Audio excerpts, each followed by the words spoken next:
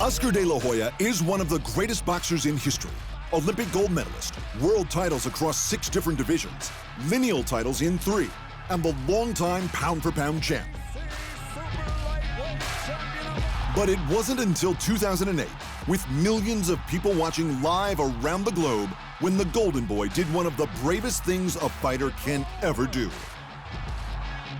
In the early days of prize fighting, they called having guts bottom. And because real men had bottom, professional fights could go hours, sometimes even days, because fighters simply would not quit. But things change.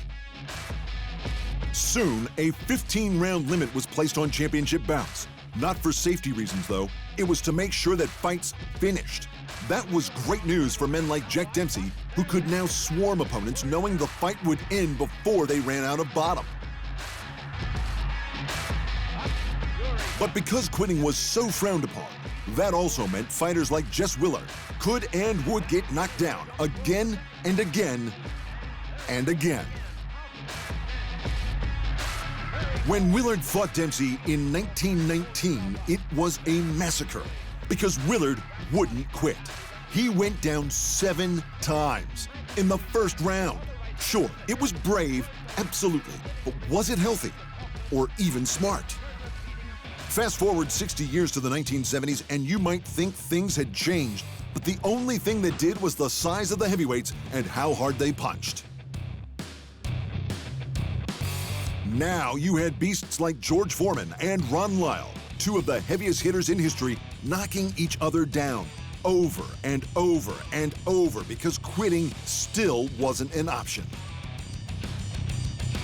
It was a stone-cold classic, and both men showed what it truly meant to have bottom. But was it smart? Was it safe? Eventually, Foreman won the fight when Lyle basically fainted. Someone should have thrown in the towel long before that happened. But the fight went on because there was no quitting in Lyle.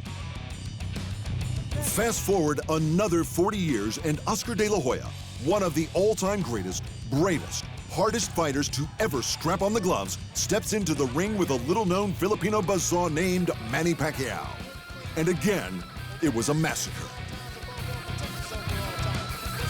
The longer it went, the slower Oscar got, and the more he got hit. In rounds 7 and 8, he landed just 14 strikes total. Pacquiao landed 75 with 70 power punches. De La Hoya was getting killed. So at the end of the round, he did what he had to. He threw in the towel, and it was the right thing to do. Fighting will always take an enormous amount of guts, whether it's MMA, Muay Thai, boxing, or any other form of professional combat. The aim of the game is simple: finish your opponent before they finish you. Because fighting is about being finished. Quitting before that happens is considered shameful. But that's ridiculous. Look at mixed martial arts. The aim is the same: finish your opponent. And just like boxers, MMA fighters can end a bout by knocking their opponent out, often with their fists. But sometimes, MMA fighters knock out opponents with brutal elbows, knees, and kicks that can make punches look relatively timid. But unlike boxing, MMA involves submissions that can also finish a fight. Rear naked chokes and triangles can render opponents unconscious. And arm bars and ankle locks can break bones. So how do they stop either of those from ending their career or their life? They tap out. They pat the ground or their opponent, or they say it out loud. They admit that they've lost before they get too damaged.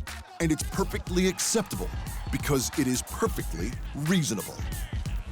So why does UFC star Dan Hooker ask the debutante Max Roshkopf, how do you get into the UFC without realizing you're made of marshmallows, when Roshkopf quits on the stool? When boxing icon Roberto Duran, one of the toughest and grittiest fighters to ever lace up a glove, quit in his rematch with Sugar Ray Leonard, why did we shame him by renaming it the No Mas fight? Now the lightweight phenom Vasyl Lomachenko calls himself No Maschenko. because he made 4 contenders in a row quit on the stool. Sure, it's remarkable, but looking at the numbers, why wouldn't they? When Guillermo Rigondeaux refused to come out for the 7th round in their 2017 fight, he had only landed a total of 15 shots. Loma had almost quadrupled that. He was clearly outclassed and should have been praised for not volunteering for more brain trauma. Just like Duran should have been praised. And just like De La Hoya should have been praised. Making the long walk to the ring or a cage for a professional fight against a trained killer takes more guts than the average person will ever have. So why should it require even more guts to throw in the towel when they've already put their life on the line? Thanks for watching. And remember, if you want more fight sports in your life, just hit the subscribe button.